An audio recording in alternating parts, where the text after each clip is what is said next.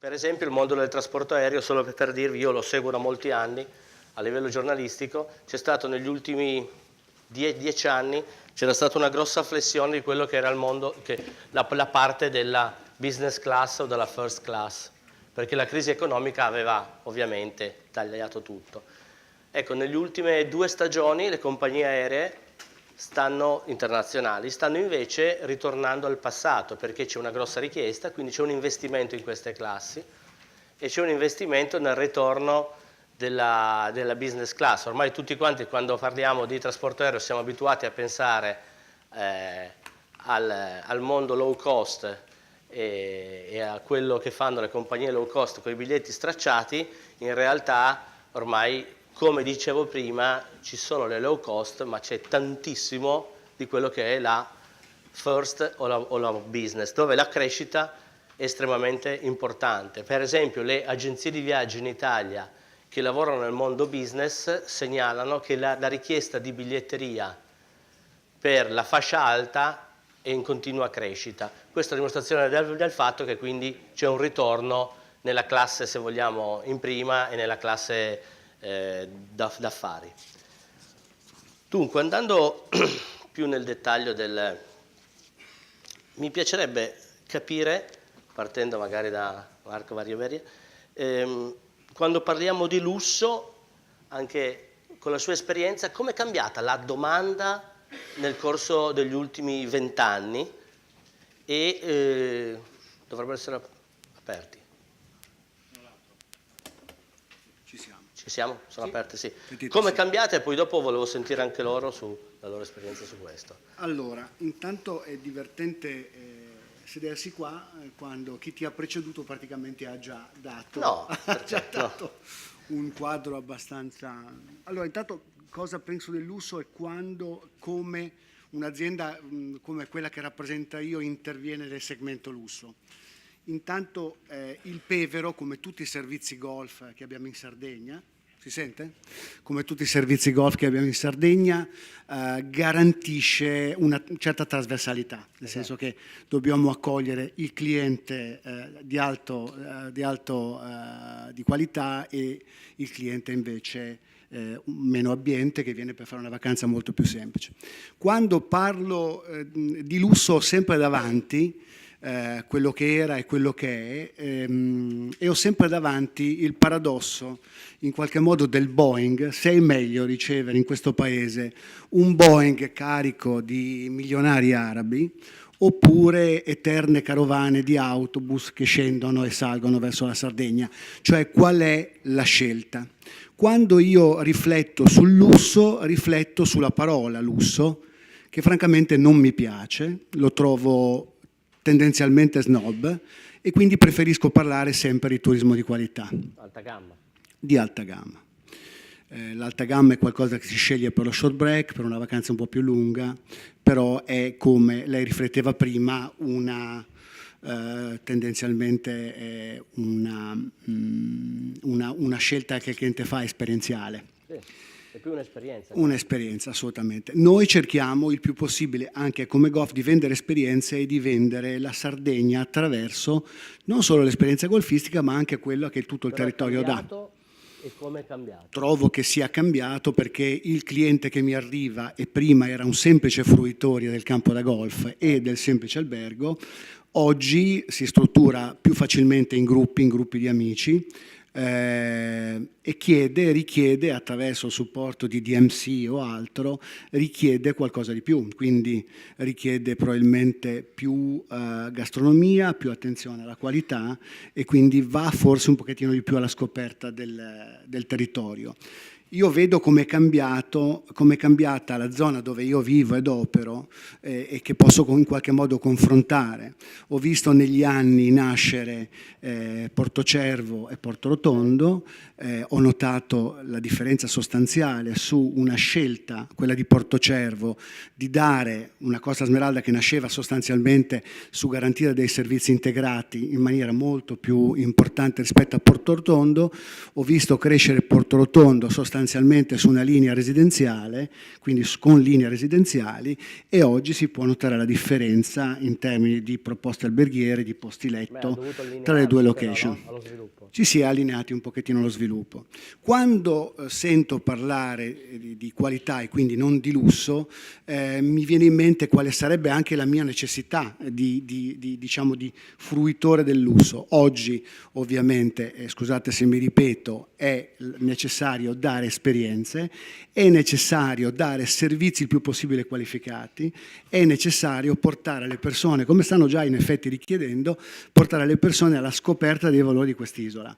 E i valori di quest'isola sono grandissime escursioni, sono grandissimo agroalimentare, ottimi vini, e questo è quello che viene richiesto oggi dal cliente. Ho notizie per esempio dal golf e da molti fruitori della Costa Smeralda, anche di ottimi clienti della Costa Smeralda stranieri, ad esempio, che sono particolarmente attratti dalla Barbagia e chiedono con una frequenza, sono stati anche repeat, chiedono per esempio visite in Barbagia, escursioni, e sono clienti della Costa Smeralda. Certo, certo. Questi temi che ha detto adesso Beria, Iarchi, in realtà bastano per la Sardegna per giocarsi un ruolo importante in questa fetta di mercato di alta gamma oppure no? Sono sufficienti?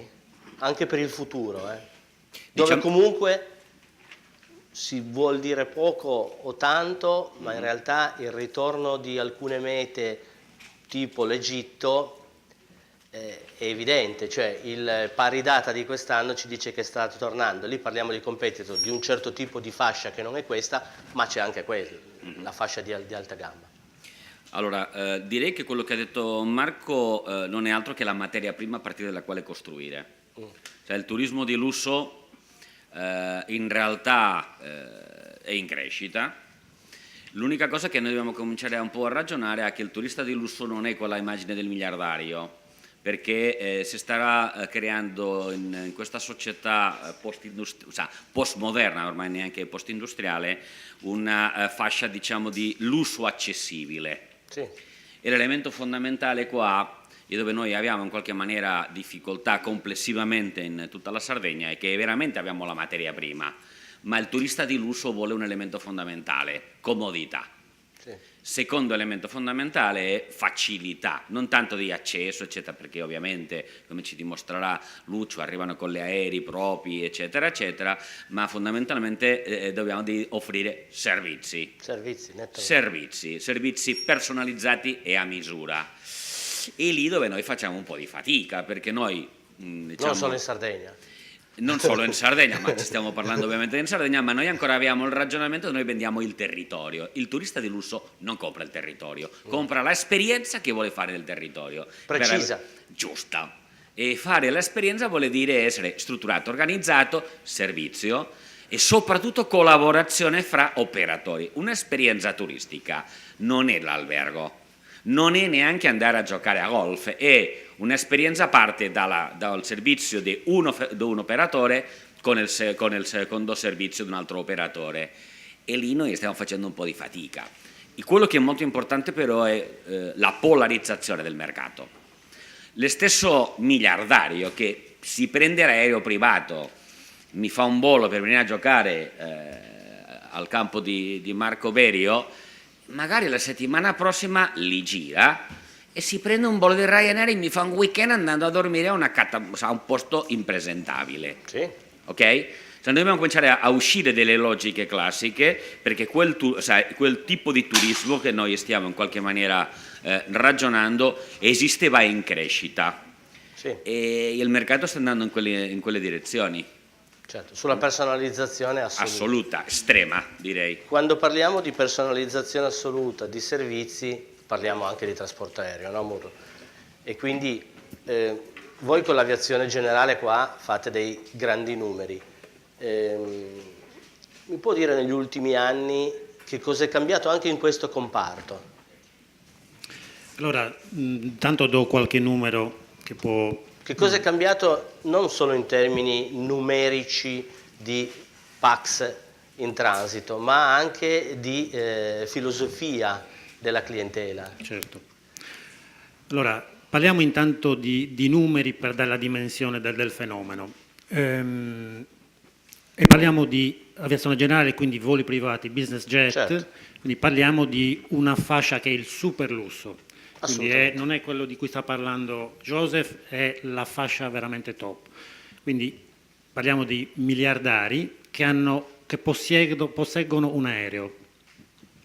Ne arrivano qui circa 30.000, compresi gli equipaggi, per cui se togliamo gli equipaggi parliamo di circa... 30.000 movimenti. No, persone, Persone. numeri, persone. Quindi parliamo di circa 12-14.000 persone fisiche che sono i più ricchi del mondo, quindi arrivano dalla Russia, dagli Stati Uniti, dall'Asia, dall'Australia e dall'Italia, anche dall'Europa. Sono persone estremamente esigenti che normalmente accanto all'aereo hanno spesso anche una barca di dimensioni che, come potete immaginare, se un aereo costa 40 milioni di euro o più, le barche insomma sono oggetti insomma, di grande importanza, per cui hanno normalmente una o più case nel Mediterraneo, per cui si muovono a seconda un po' anche di quello che succede sul jet set, per cui c'è un compleanno a Monte Carlo e si spostano tutti insieme, oppure vanno in Tunisia da qualche parte, oppure si spostano dall'altra parte del mondo con un'estrema facilità. Come noi utilizziamo l'auto, loro utilizzano l'aereo privato. Noi negli anni che cosa abbiamo fatto? Abbiamo adattato il nostro modello a quello che erano le loro esigenze, cioè siamo andati a studiare come funzionavano le FBA, si chiamano in termini tecnici, quindi le aviazioni generali di tutto il mondo, e naturalmente i più sviluppati da questo punto di vista sono gli Stati Uniti, dove l'utilizzo dell'aereo privato è molto frequente, e abbiamo cercato di carpire un po' di informazione, che è la cosa che facciamo sempre, insomma, l'abbiamo detto più volte, anche questi appuntamenti servono a capire cosa succede nel mondo, per cercare di interpretare, di comprendere appieno e poi di sviluppare un proprio modello. Quindi abbiamo lavorato sulla soddisfazione dei bisogni dei nostri passeggeri, e sono bisogni estremamente sofisticati. Vanno dalla cosa veramente stupida, mi devi fornire le buste per la spazzatura, alle cose estremamente complicate come mi devi fornire un vino speciale di cui ci sono solo 2 esemplari in Europa. Allora, se sei strutturato per fare quel tipo di servizio, li soddisfi. Se non sei strutturato, in qualche modo si accontentano, però non sono soddisfatti. Col tempo rischi di perderlo. Col tempo rischi di perderlo. Allora è capitato che abbiamo mandato nostri collaboratori a Milano appositamente a prendere dei vini che sono stati fatti arrivare in giro per l'Europa, per cui devi costruirti una rete di conoscenze, di contatti, un network che possa aiutarti a servire questo tipo di bisogni. E a proposito di rete, deve anche avere l'aviazione generale una rete con il territorio con tutti gli altri operatori. È facile o difficile?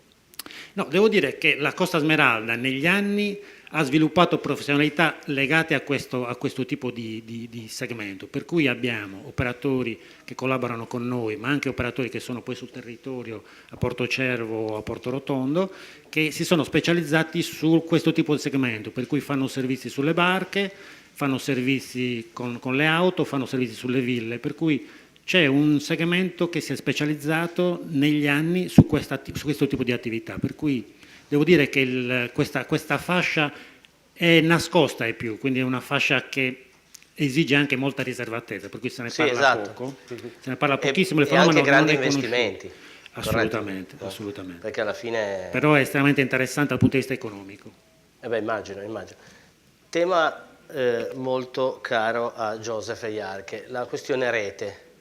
La questione rete, quanto negli anni ha dovuto patire o investire per fare rete sul territorio, e secondo me c'è ancora tanto da fare, no? Per riuscire ad arrivare a certi...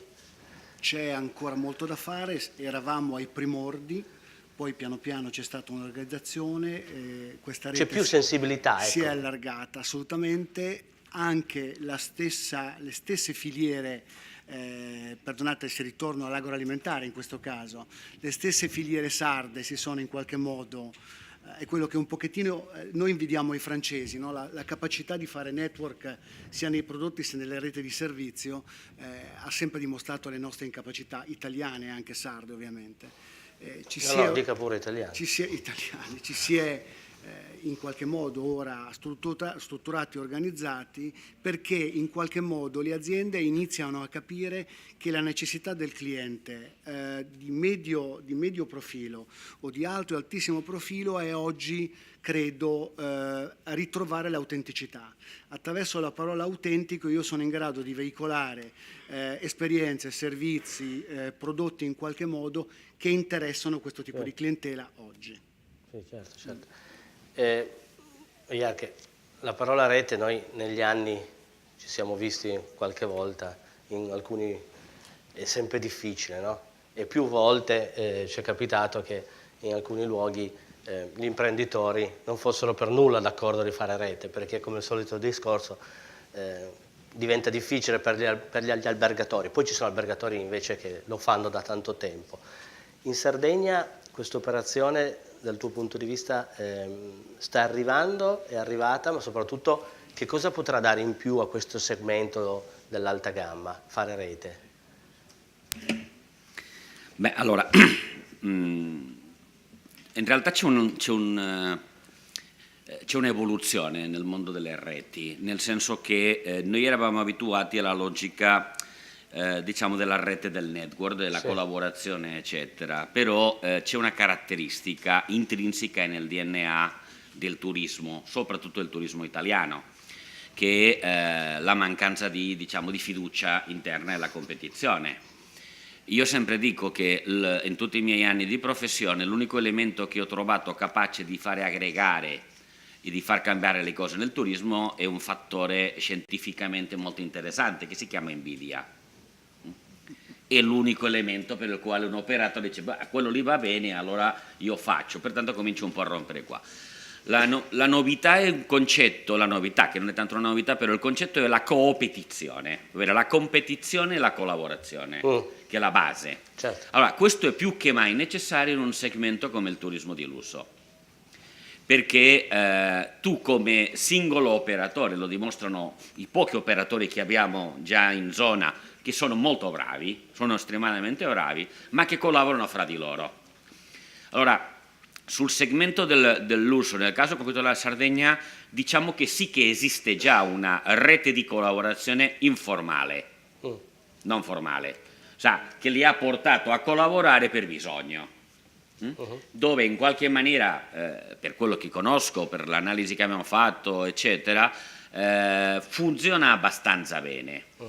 Diverso è quando andiamo su altri segmenti non di altissima gamma. E lì diventa un problema. Lì diventa un problema, dove andiamo al segmento lusso, non extra lusso, lì è dove c'è un problema, perché è un cliente che tutti vogliono, ma c'è un problema molto importante, c'è un grande deficit di ascolto del cliente, ovvero che cosa vuole il mio cliente di lusso, perché noi funzioniamo un po' in Italia, un po' alla buona. A spanne. Bravo.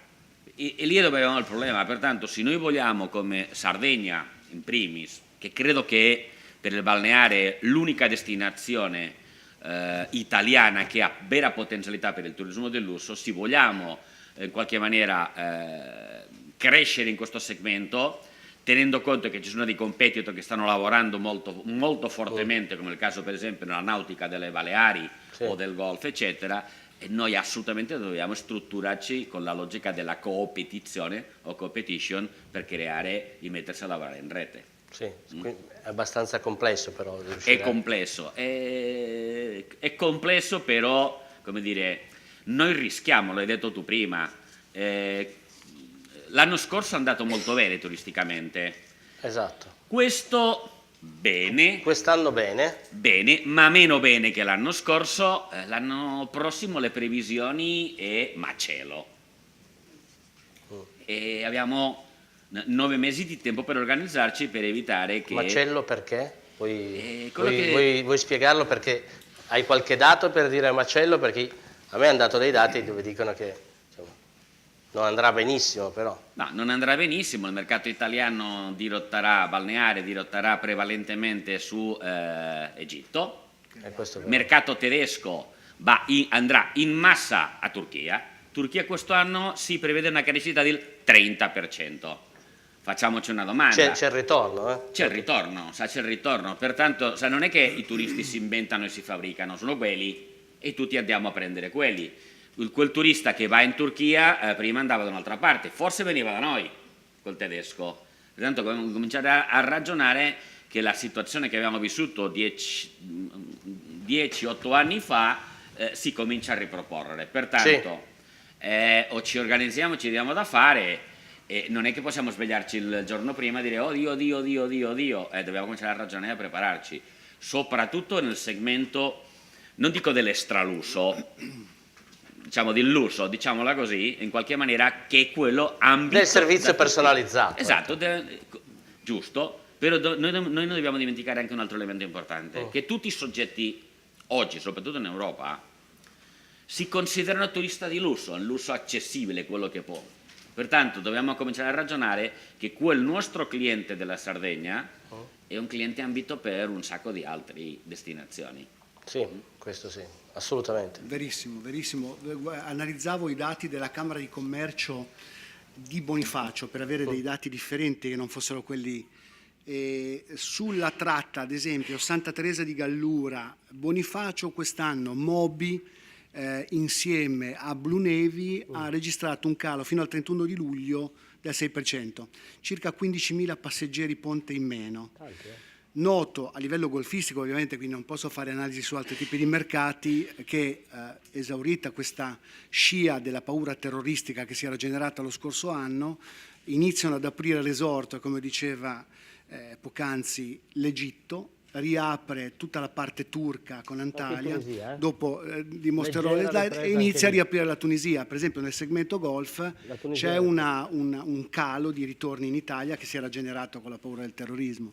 Quindi questo è E l'Egitto ha messo a punto un piano strategico di investimento pesantissimo. si riescono a fare, io guardavo delle proposte a pacchetto che fanno in Turchia, danno per esempio 5 giocate, quindi 5 green fee al golf con pernottamento in 4 stelle o 4 stelle superior sotto i 600 euro. È impossibile competere con un sistema del genere. Impossibile. E quindi bisognerà anche lavorare sul mondo del trasporto aereo, riuscire a capire quali voli attrarre, che tipo di turisti attrarre e su quali mercati state lavorando, per esempio, esteri. Beh, diciamo il nostro primo riferimento è il Nord Europa, naturalmente. Il Nord Europa è Che però si diceva adesso che si sposta, no? Si muove. Sì, Adesso sì, guarda sì, di nuovo altre aree, quindi assolutamente. Allora, distinguiamo tra i due campi che sono abbastanza diversi. L'extra lusso si muove per canali tutti suoi, ad esempio gli arabi quest'anno sono mancati. Perché? Per ragioni geopolitiche, perché in qualche modo il Qatar viene associato alla Sardegna, gli Emirati in qualche modo stanno mettendo un po' alle corde del Qatar e allora veniamo considerati una piccola enclave del Qatar, certo. Allora ci hanno ignorato. In passato abbiamo avuto un calo dei russi legati sempre a motivi di guerre, conflitti e quant'altro. In generale la Sardegna è considerata un posto abbastanza sicuro. Il vero problema in questo momento su quel tipo di mercato sono le competenze. Cioè, stiamo facendo il possibile per approfondire, per studiare questo tipo di segmento? Probabilmente no.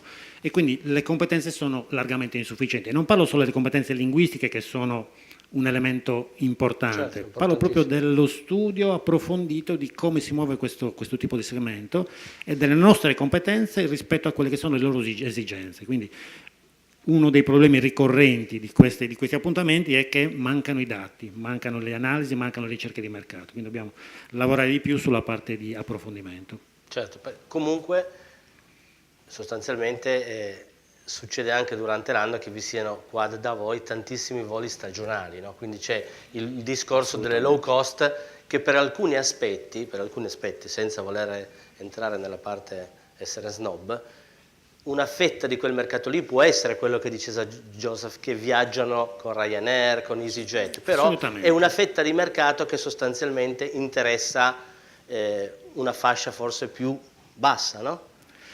Ma ormai dobbiamo anche sfatare il mito che la Sardegna sia solo una destinazione di alto livello.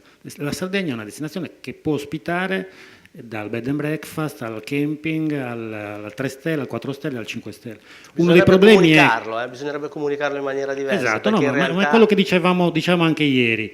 Il nostro posizionamento, al di là di quella che è la realtà, non conta tanto la realtà, conta la percezione. Certo. La percezione purtroppo è un'altra. Dobbiamo un pochino allargare questa percezione, senza perdere quella fascia importante che è la fascia del lusso e la fascia dell'upper class. Però dobbiamo ragionare che c'è un mercato di fascia media su cui si può lavorare. Sui low cost non girano, soprattutto su EasyJet o su Norwegian, non girano solo sacapelisti, no? Questo mito l'abbiamo sfatato da qualche anno, quindi la stessa Ryanair non porta solo ragazzotti che vogliono spendere 19 euro. E il discorso si è allargato, il modello è molto più complesso, per cui anche qui servono analisi precise, specifiche, quindi anche qui dobbiamo lavorare su ricerche di mercato motivazionali, perché e per come. Adesso ragioniamo più su aspetti di intuizione, su aspetti di buona volontà, di impegno di enti, di aeroporti e di porti, piuttosto che rispetto ad analisi concrete.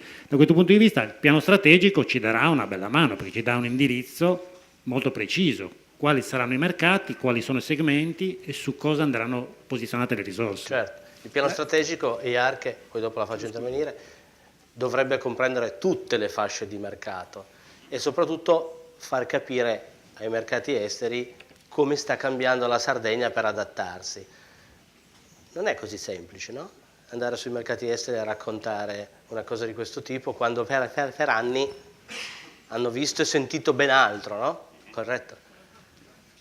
Diciamo che il piano strategico, sicuramente ne parlerà l'assessore fra qualche minuto, introduce alcune novità. La più importante è passare da una promozione dell'immagine generalistica e generica su una logica strategica di prodotti e mercati. Nel senso che c'è quindi con la segmentazione dei prodotti. Assoluta. Cioè, oggi il mercato turistico è profondamente segmentato.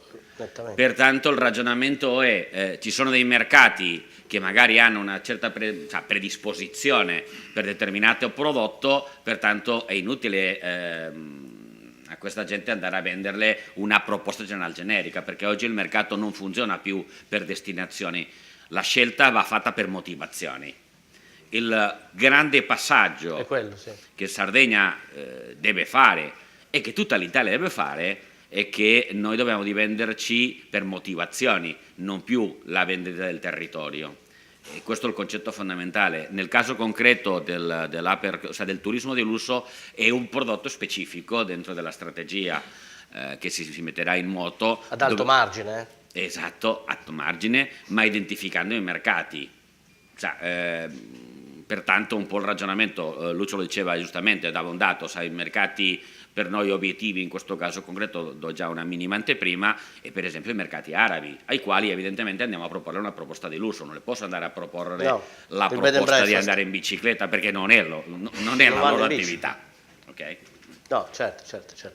Voleva intervenire? No, volevo semplicemente aggiungere che a volte anche la ricchezza e il turismo di qualità non è sempre quello internazionale, è anche quello nazionale, che ci siamo per molti aspetti dimenticato e che in quest'isola dovrebbe trasformarsi in qualche modo in nuova residenzialità, come attrarre baby boomer in Sardegna. È un turismo che può essere anche di qualità e nello stesso tempo in qualche modo come far rientrare gli italiani che avrebbero dalla Sardegna solo vantaggi. Intanto chi è residente o chi ha una casa in Sardegna in qualche modo cercare terapie per invitarlo a ritornare sull'isola, perché di fatto finita la stagione agostana chi ha case, ville e appartamenti spopola completamente la Sardegna. Adesso con il ritorno di certe destinazioni sarà inevitabile rivedere anche la questione dei costi. Bisogna dare opportunità, i costi. È la cosa su cui per esempio l'italiano, i grandi network italiani si lamentano del fatto dei costi. La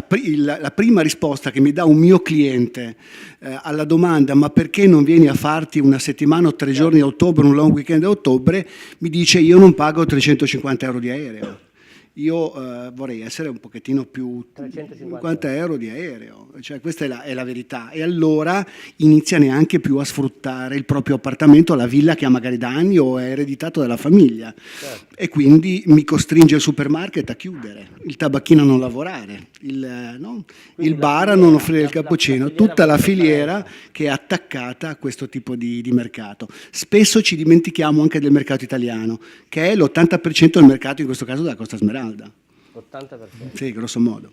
Uru stava dicendo una cosa sul trasporto aereo, stava dicendo che costa troppo, nel senso viaggiare sui nazionali. Dal suo punto di vista, dalla sua esperienza, ci sono dei margini per portare qualche compagnia a fare qualche volo nazionale in più, anche se c'è tutto il discorso della territorialità, oppure è una partita persa? No, allora tenete conto che la stagionalità è fortissima qui. Questo è l'aeroporto più stagionale d'Italia, quindi il rapporto tra i passeggeri di febbraio e i passeggeri di agosto è 1 a 13, 1 a 14, è impressionante. Non ci sono altri aeroporti in Italia che abbiano questo rapporto. Quindi questo rapporto però non lo ha inventato la GEASAR, non lo ha inventato l'aeroporto di Cagliari, non l'ha inventato l'aeroporto di Alghero. È il nostro territorio. Il nostro territorio si esprime in maniera egregia per 4 mesi, 5 mesi all'anno e fatica negli altri mesi. Allora, Joseph sta lavorando Per allungarla. per allungare la stagione, allargarla, allungarla, mettiamola come vogliamo, Sì. creare nuove stagionalità, diciamo quello che vogliamo, però il tema è sempre quello. Lo dicevo ieri ai convegnisti, vengo dalla Cina, abbiamo fatto Roots, che come tu sai è l'incontro tra aeroporti e compagnie aeree. Tutte le compagnie aeree, nessuna esclusa, continuavano a dirci: cari signori, ma la Sardegna è solo mare, perché volete farci venire ad aprile?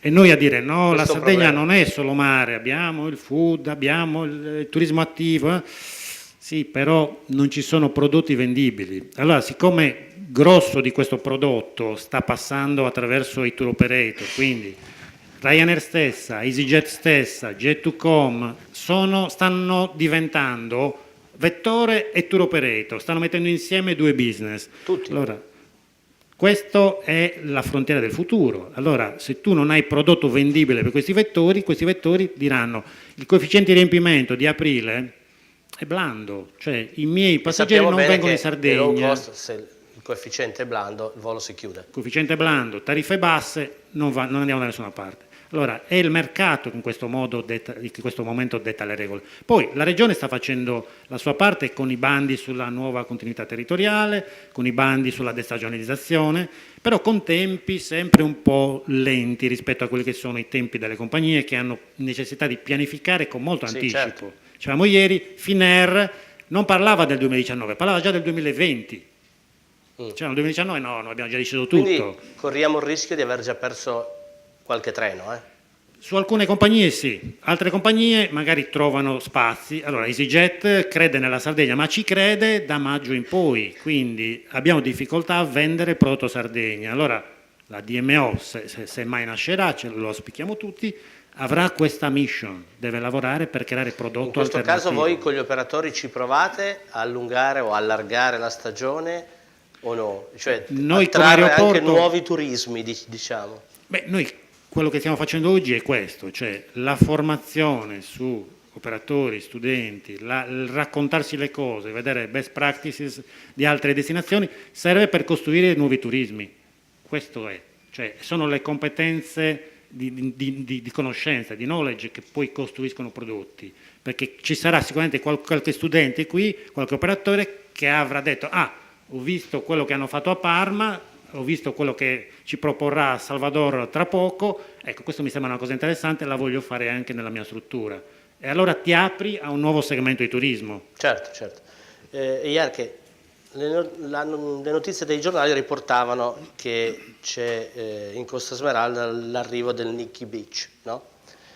Quindi è un segno abbastanza evidente che i grandi brand o brand importanti di investimento vengono sull'isola, questo è estremamente importante. E c'è anche, come dire, una dimostrazione che il grande gruppo vuole investire in questo mondo che dicevamo prima, la parola che non piace a Berio, lusso, vogliono investire.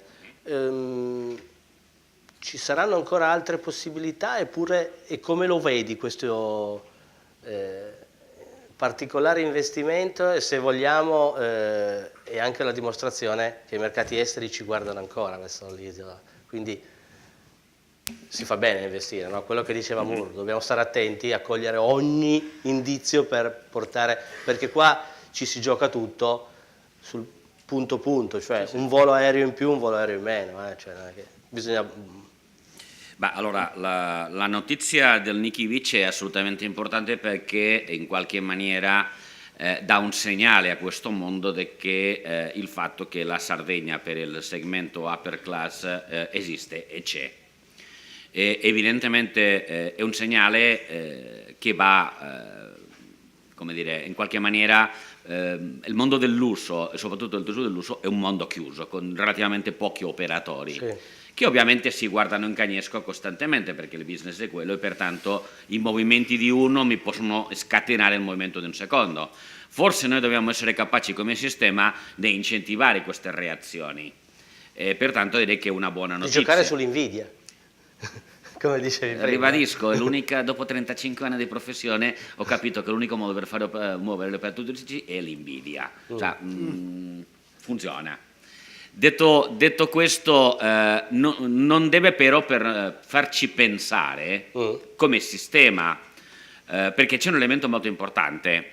La Sardegna, tutta la Sardegna in qualche maniera vive di questa immagine di turismo upper class, qualità, sì, eccetera, eccetera, cioè, che ci serve in qualche maniera a tutto il sistema. Diciamo che traina come dire, il resto del sistema, golfisti. Sì, anche i golfisti, crea esatto, leggenda in qualche modo per tutta la Sardegna. Crea il mito. E oggi funziona seguendo questa logica al mercato, però non vuole dire che noi dobbiamo dire bene, mi arrivano, allora noi continuiamo a spremere, perché c'è un elemento fondamentale che ormai se uno spreme ma non si dà da fare non c'è molto futuro. Il ragionamento è che Sardegna, lo vedremo anche sul turismo nautico, che è un indicatore molto importante come nel golf, ma forse il nautico, fino a qualche anno fa noi eravamo i leader senza discussione nel mercato del Mediterraneo, e in questo momento ci sono dove in qualche maniera c'era un rettangolo di funzionamento fra Costa Azzurra e Costa Smeralda, oggi non c'è più il rettangolo, c'è un triangolo, che vuole dire Valencia, Baleari, Sardegna, Palma, Costa Azzurra, Palma. Pertanto dire che qui dobbiamo noi capire una cosa che è molto importante: i mercati non si moltiplicano, i turisti non sono una fotocopiatrice. Bisogna fare attenzione a non perderli, esatto, costantemente. Esatto, e lì la chiave va bene il Nikki Beach, è ottimo, è un buon segnale, ma vuol dire che noi dobbiamo continuare. La nautica va tenuta sott'occhio, perché sennò si perde. Assolutamente. E lì si perde poi anche passeggeri nei voli e tutto. Esatto. No? Se posso aggiungere una cosa che mi sembra abbastanza pertinente, è che il Nikki Beach è un messaggio. In termini di comunicazione, quello che è stato comunicato per esempio in passato, se vi ricorderete, l'isola dei centenari, si dava un messaggio che in qualche modo era rivolto al territorio.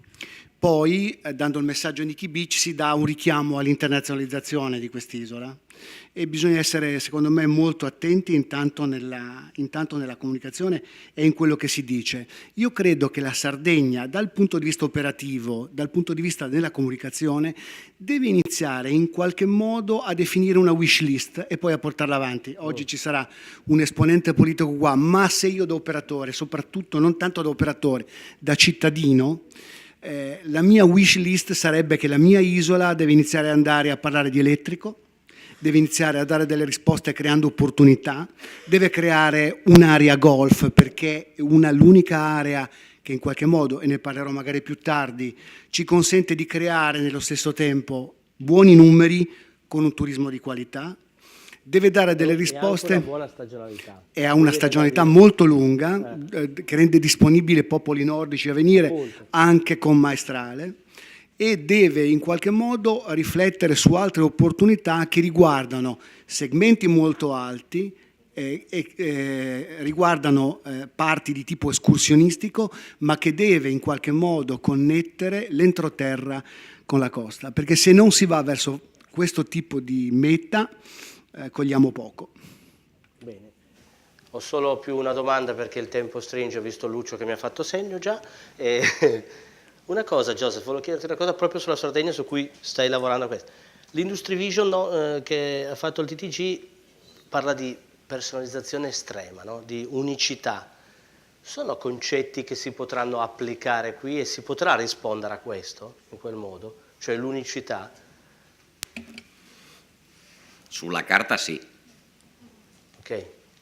Devo farmi bastare questa risposta? Il problema, ma non è tanto un problema, è un problema molto forte in Sardegna, sì. per un po' un problema tutto italiano. Noi siamo noi siamo un sistema strutturato sulla standardizzazione. Perché va detto che quello che vive o vivrà la Sardegna, altre regioni italiane il prossimo anno uguale, cioè la Puglia è lo stesso problema, forse anche amplificato. Peggio, molto amplificato sicuramente, anche la Sicilia per esempio. Certo. Calabria lascia perdere, c'è qualche calabrese qua Okay. che non si offenda, però sarà ancora molto più complicato.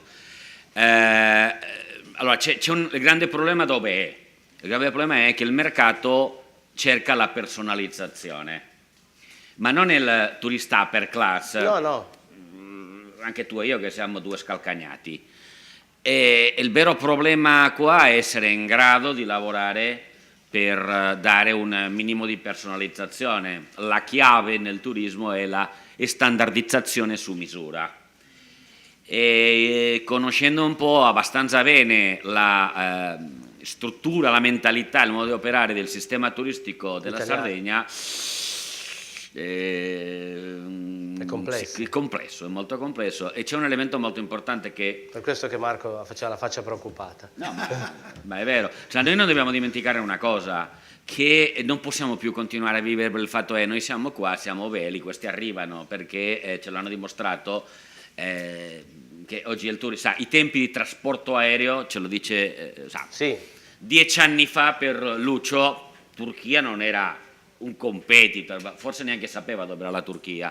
Lo so che hai studiato, che sei bravo, però il mondo è cambiato assolutamente e noi dobbiamo uscire di essere una mentalità isolana per diventare in qualche maniera continentali.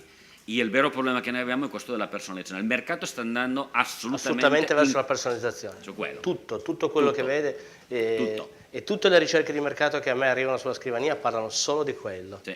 E la cosa che mi colpisce è anche quelli che erano definiti mercati di massa, che poteva essere l'Egitto con Sharm, sta lavorando tantissimo anche su quello. Sì. E parliamo comunque di poche ore di volo, quindi era il problema poi di portare le compagnie aeree, no? Quello che diceva Lucio, Sì. per farle venire qua diventa poi sempre peggio. Esatto. Bene, io vi ringrazio, il tempo è esaurito, grazie a tutti dell'attenzione, buona giornata. Tourism Call to Action, 7 incontri formativi per la crescita turistica della destinazione Sardegna. Iscriviti su www.aeroportodiolbia.it.